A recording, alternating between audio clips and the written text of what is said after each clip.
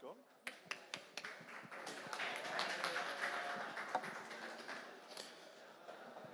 Good afternoon.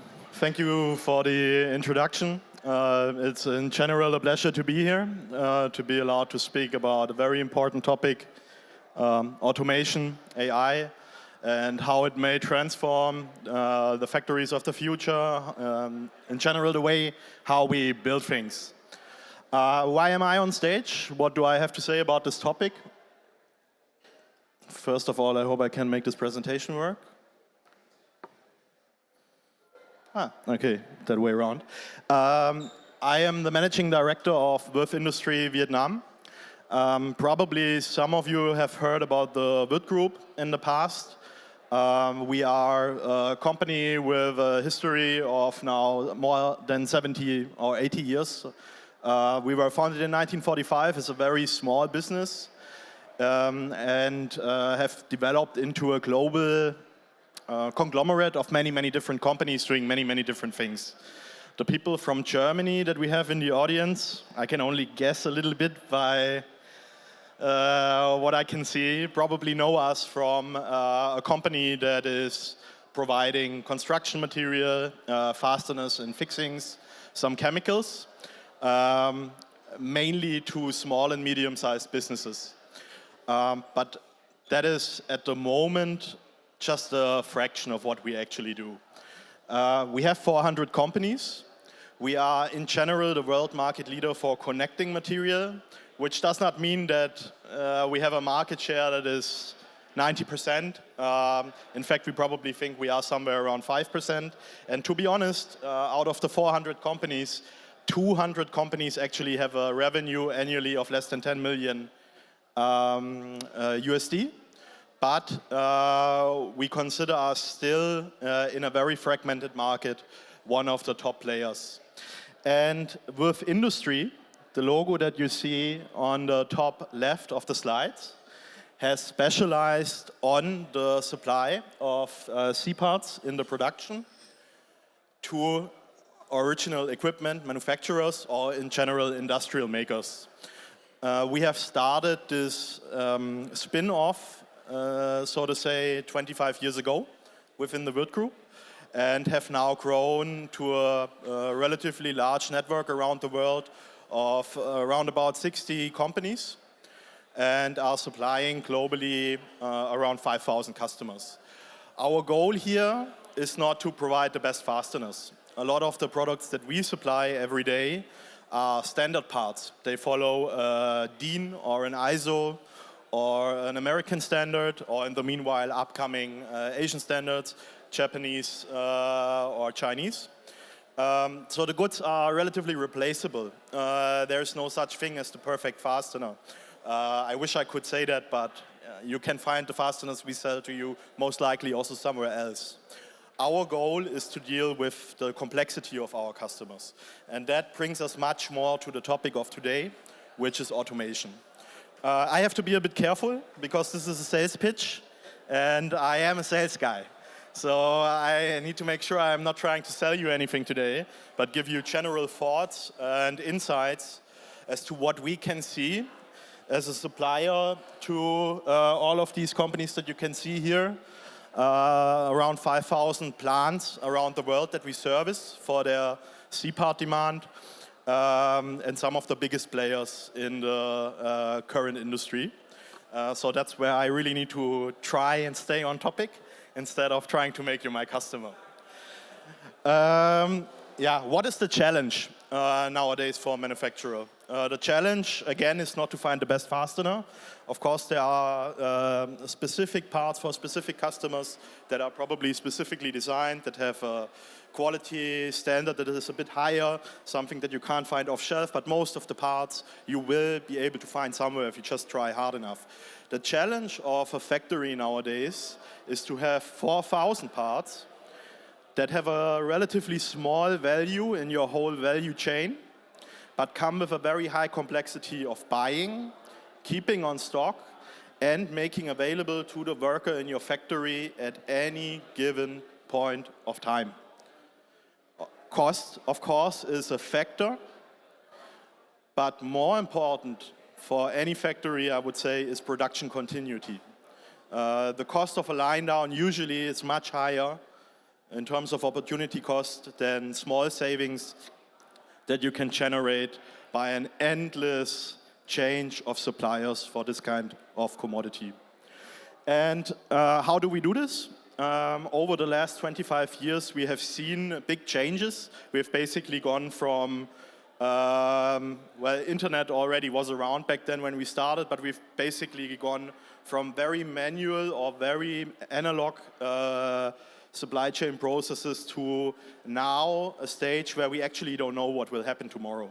You will see a lot in the presentation that I try to maybe predict a bit what the next step will be, but actually no one knows because there's disruption every day.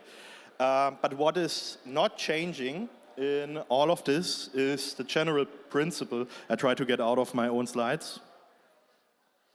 What is not changing is the general principle of the problem that we are trying to solve.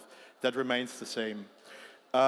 What is luckily changing with increasing bill of materials and increasing automation in the factory and larger production plants is the recurrence of demand. That is a trend that we can see for most of our customers. The planability of what is happening in any factory is getting higher. It is easier to predict a little bit what happens the next days. The amount of data is getting more. And with that, we can also increase the degree of automation. So this is a general trend that we can follow right now. And also with the degree of automation, we can reduce the management effort for buying these parts. There are a number of systems that at the moment help to do so. State of the art, most likely, I would say right now would be, I always go the wrong way, RFID-based technologies. Kanban is probably one of the most common supply concepts in any given factory. Kanban, for those of you who never heard of it, stems original from, I think Toyota invented Kanban. It's a two-bin system. You always have two bins of any given material. If one bin is empty, you will exchange it with a new one, and you use the second until the first one is coming in again. So this is basically Kanban. What RFID did in the past is that you not only see what you have once the bin is empty in terms of material in your factory, and therefore where you need to supply, it changes the visibility to daily or even hourly, based on the data transmissions that you can get from data points within factories of our customers. But Kanban is only one solution that we currently supply in factories. Maybe before I start to talk about the details that you see in the slides. The difficulty with our commodity, with fasteners, with the chemicals that you need in your factory, with the PPE, with everything that you need for repairs and operation maintenance, is that you need a lot of it every day, and you don't know exactly where in your factory. If you don't have a good concept, you will lose a lot of material. You will not have the material in the first place, or also bad, your workers need to spend a lot of time of getting it to the place where they need it. For me, C-parts are like the blood that pump to the ecosystem of a factory. You need a fastener that is in your bill of materials, no matter how small the value is, to complete your product. As soon as you don't have it anymore, you have a line down, or to make the metaphor make more sense, you'll have a heart attack. So this is the job that we have, and depending on how recurrent the demands of customers are, we have a range of systems that we provide in order to guarantee the material flow. And what these systems do, I don't want to sell you a specific system, but why it matters for AI or automation in the future, they are data points. With a vending machine, you will know exactly every second of the day how much has been used and how much is still there. If you use an RFID Kanban, the same. It will create a lot of visibility in your factory. And this is what these systems at the moment do. Again, every time. And this is also what this slide shows. So in the 80s, the material flow from us to the customer usually was, actually customer picks up goods at our docks. In the 90s, it has become very standard that we deliver DAP. The goods go to the customer. In the early 2000s, we would have storage locations of our goods at the customer. In the 2010 years, we go away from one central storage location at a customer, but to multiple. And now in 2024, it's actually not a central storage location. The challenge for us as a supplier and the request from the customer is that the goods go directly from us to the worker. And that also creates, of course, new challenges for automation and AI. Here, I want to say one thing. When we look back, I think if we would make a linear extrapolation of what is happening next, probably the goods are not even coming from us anymore, but directly from the manufacturing side. That would probably be a linear extrapolation of what is happening here. But nobody knows if this is really what will happen. If you look at China, for example, and especially in Vietnam, I think this is a very suitable comparison. China was always a cash country. Everybody in China always uses cash. Until, I would say, 10 to 15 years. Then everybody all of a sudden started to use WeChat. In between that time and when the people used cash, banks always tried to get people in China to use credit cards and e-banking. But nobody ever did. They completely disrupted or just leapfrogged a complete evolution step. So what will, especially for Vietnam, happen does not need to follow this pattern.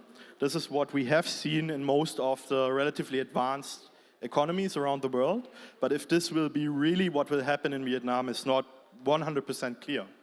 It could be that we just move one step ahead and come up with a new challenge for the company that I work with and go to a platform economy, for example, and investable inventory. Again. This is basically the physical support that was used throughout the journey that I just described. Here in 2024, we are now at IoT. And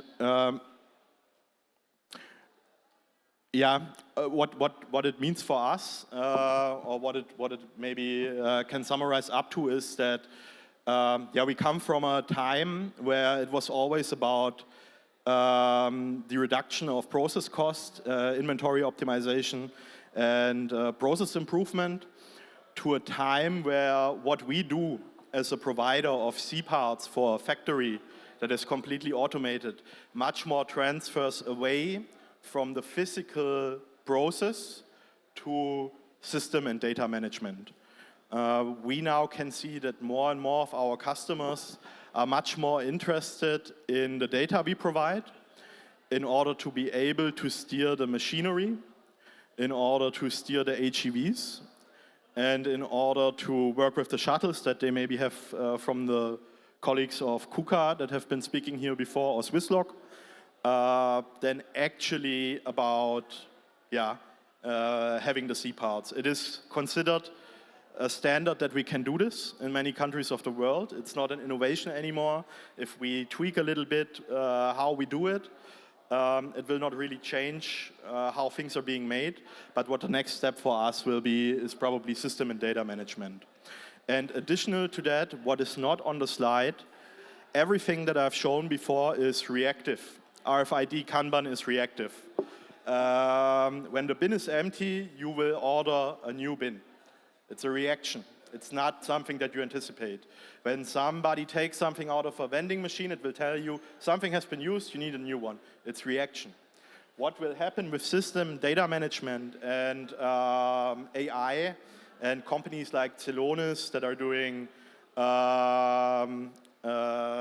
process mining. I see we have SAP in the house now with the enhanced algorithms for demand management.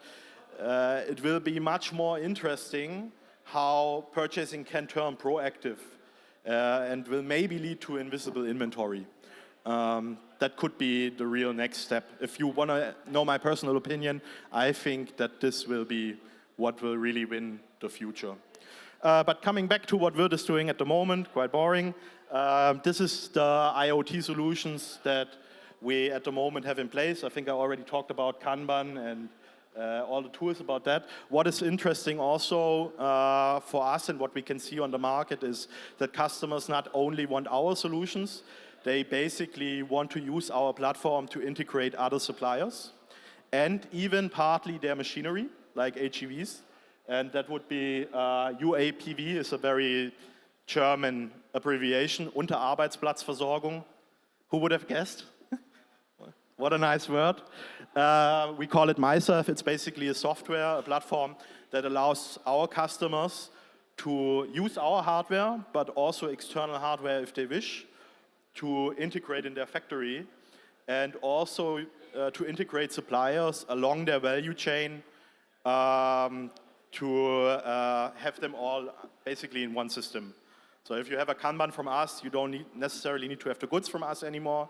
You can incorporate other vendors. With us doing that, you can already see how we move away from a C-part supplier to a platform provider. That's something that definitely will be in the future for us. How does IoT right now help the supply chain? Of course, in the efficiency of the stock management already, even though it's still reactive. It helps to overcome challenges in the efficiency of the production. It helps to work better with limited resources, and it creates transparency. But again, I believe that most of these things are just the current standard, the state of the art. What will be more interesting will be the future, for sure. And that again then will be the Würth portal. I need to check my time. So the journey for us in regards to automation of C-part management in factories, again, basically went like this. We came from the idea to make factories lean. We want to become a system management supplier. We have become a system and infrastructure management supplier, but in the future, what we really will be all about and what will be the trend in the industry is really the data management for enablement of automation.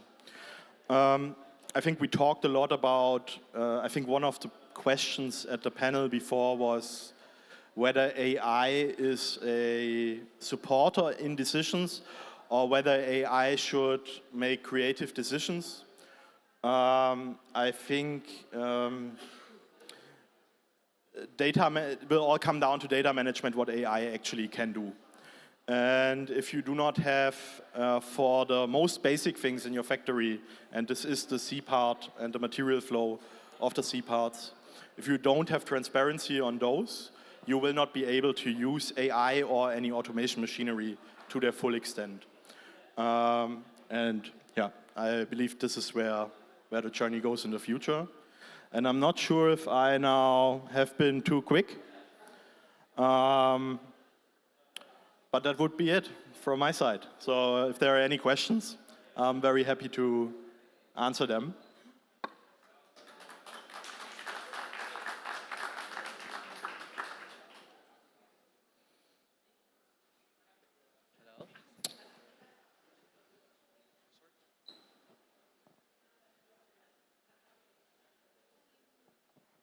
Thank you for sharing. I just want to ask, because you shared in the previous slide that you aim to become the partner for data management. So my question is, like, if there's a lot of other ERP software and other vendors that they already provide the data management for factories? So of course we have competitors in what we do. And some of them are very good. I don't want to slander my competitors. But I think especially moving away from hardware to really becoming a platform provider, I think nobody has done that yet in that sense. And we are also just on the journey to that. We are not there yet. I think that there are companies who are very much aiming into that direction and already are very good in taking fractions of the challenges that I've just described. For example, forecasting. Blue Yonder is a very famous company. If you look into process optimization, there's Celonis, who's doing a very good job.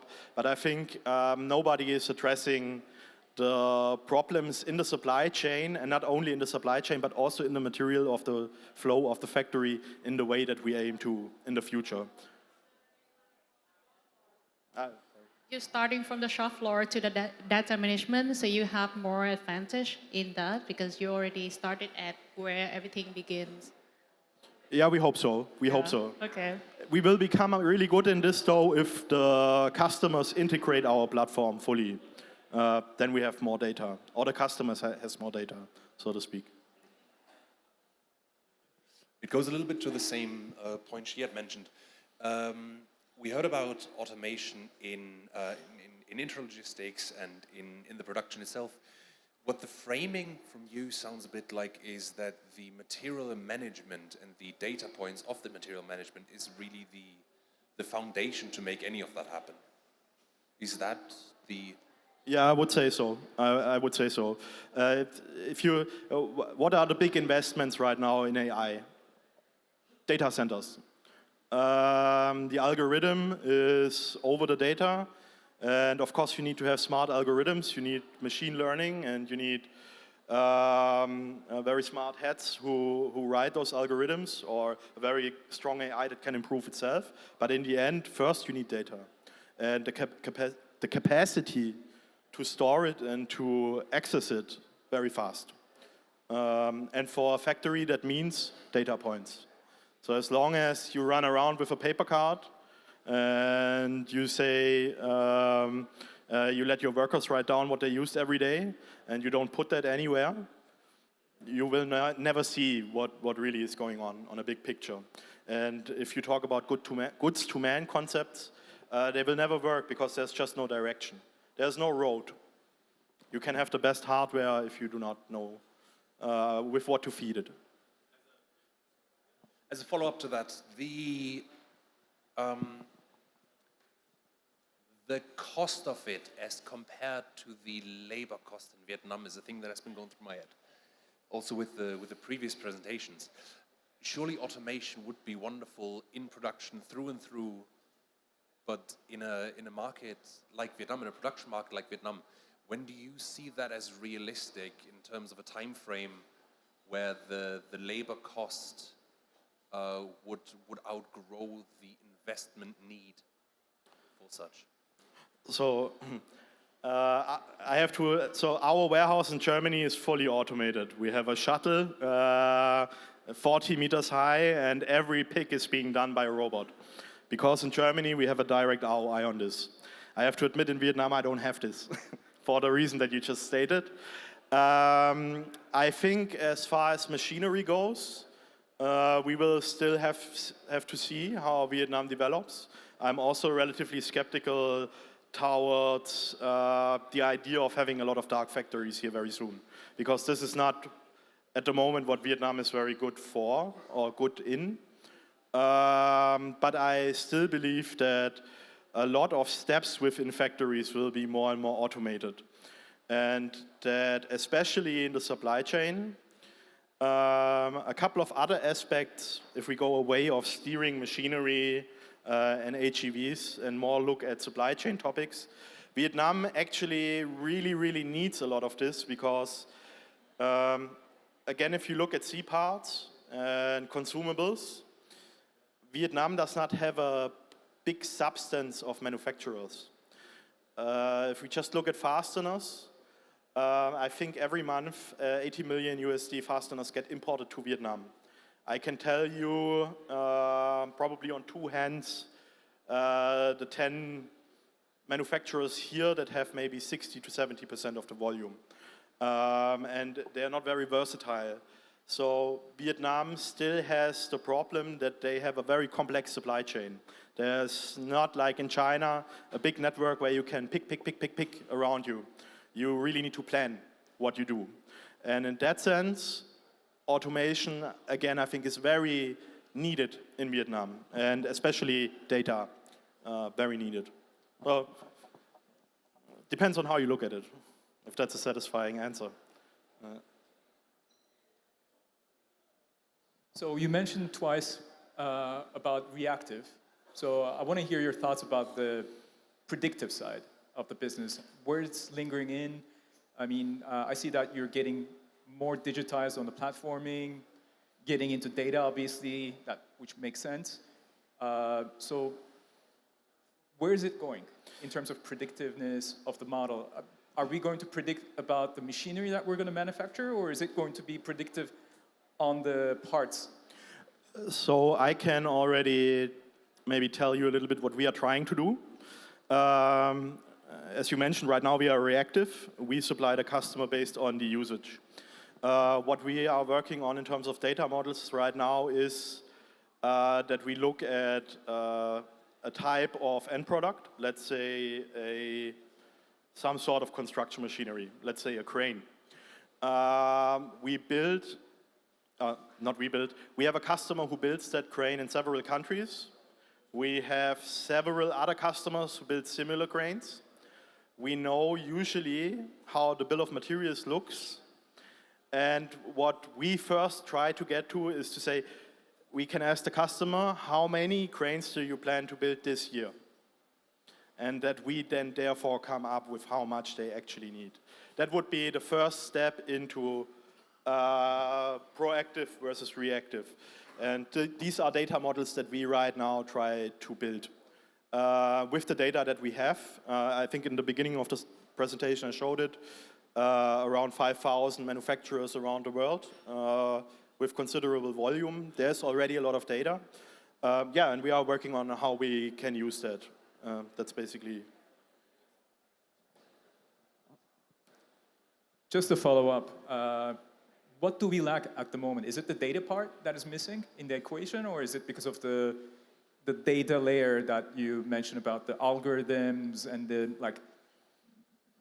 inner bits of it? I would say both. What our biggest challenge is that the parts themselves. So we have around 1 million active part numbers, and unfortunately, for many physically similar or same parts, we have different part numbers.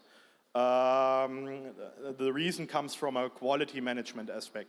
If you need a DIN hexagon nut, whatever, we will have a standard part for it. But as soon as you tell me you need to have ROHS certificate with it, I will usually create a second part number in order to make sure that you always get this standard part with your specific quality requirement. So the first thing we need to go back again and figure out is what actually is always the same. And with that also we have a huge amount of transactions. We are a really small operation compared to other operations of the Würth Group. Here in Vietnam we have 3,000 picks per day, 3,000 transactions. So what we do is right now really to build on models how we can make that work better. But we are already getting closer. It will be very interesting to see what happens in the future.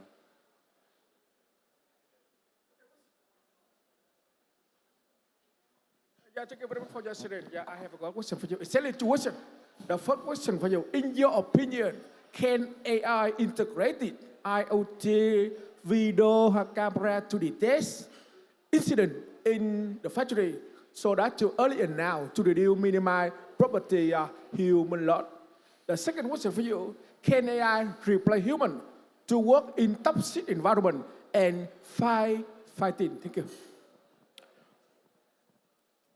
Okay, I think first for the human, definitely it can support the humans, especially those who work in supply chain management. What we already do internally is that we use AI in order to select winners for our suppliers. So with 1 million different products, you can imagine that we also don't talk to every manufacturer always personally. We are looking for the best conditions with the support of AI. We don't filter the data manually anymore. So this, I think, is how a factory, a human worker can really benefit. For the factory itself, what we do right now is that we are cooperating with a company called Celonis. They are a startup from Munich in Germany. Now they are one of the unicorns in Germany. I think they have the biggest market capitalization of all startups during the past 10 years, at least in Europe. I'm not sure worldwide. I also don't know how many billions, but they are now very well integrated. And what they do is basically they look at the data and the streams of the material flows in the factories, and they will try to determine where do supply chain processes fail, but also where do production processes fail, and where do production processes also have large fluctuations in regards to demand. And with them, we try to determine how we can make the supply chain, but also the material flow in the factory of our customer more resilient. Not necessarily more efficient all the time, but more stable and more reliable. And I would say this is definitely how any factory can benefit. But here again, the precondition are data points. You need data points, such as our systems, to give you a little sales pitch.